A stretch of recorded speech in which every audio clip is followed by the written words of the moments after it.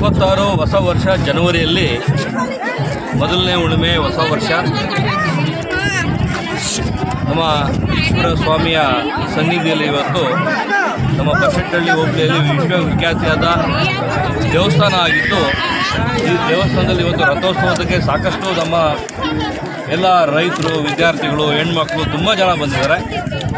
ಈ ಒಂದು ಸಂದರ್ಭದಲ್ಲಿ ದೇವರ ಸನ್ನಿಧಿಗೆ ಬಂದಿರತಕ್ಕಂಥ ಎಲ್ರಿಗೂ ನಮ್ಮ ವಿಧಾನಸಭಾ ಕ್ಷೇತ್ರದ ಚಿಕ್ಕಬಳ್ಳಾಪುರ ಜಿಲ್ಲೆಯ ಸಮಸ್ತ ಜನರಿಗೆ ಇವತ್ತು ಈಶ್ವರ ಸ್ವಾಮಿ, ನಮ್ಮ ರಾಮಲಿಂಗೇಶ್ವರ ಸ್ವಾಮಿ ಕೃಪಾಕಟಾಕ್ಷದಿಂದ ಆಶೀರ್ವಾದ ಮಾಡಲಿ.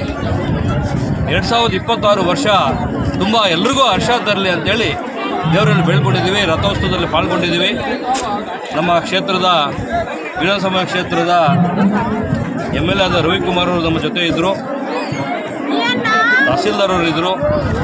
ಅವ್ರ ಜೊತೆ ಎಲ್ರಿಗೂ ಸೇರಿ ಒಟ್ಟಾಗಿ ನಾವು ಇವತ್ತು ನಮ್ಮ ಎಲ್ಲ ಒಂದು ಮುಖಂಡರ ಜೊತೆಗೆ ಇವತ್ತು ನಮ್ಮ ರಥೋತ್ಸವ ಪಾಲ್ಗೊಂಡು ರಥ ನಾವು ಕೂಡ ಇಳಿದಿದ್ದೀವಿ. ನಾವು ಕೂಡ ದೇವರ ಆಶೀರ್ವಾದಕ್ಕೆ ಇವತ್ತು ತಗೊಂಡಿದ್ದೀವಿ. ಸಮಸ್ತ ಜನಕ್ಕೆ ಒಳ್ಳೆಯದಾಗಲಿ ಅಂತ ಬೇಡ್ತೀವಿ.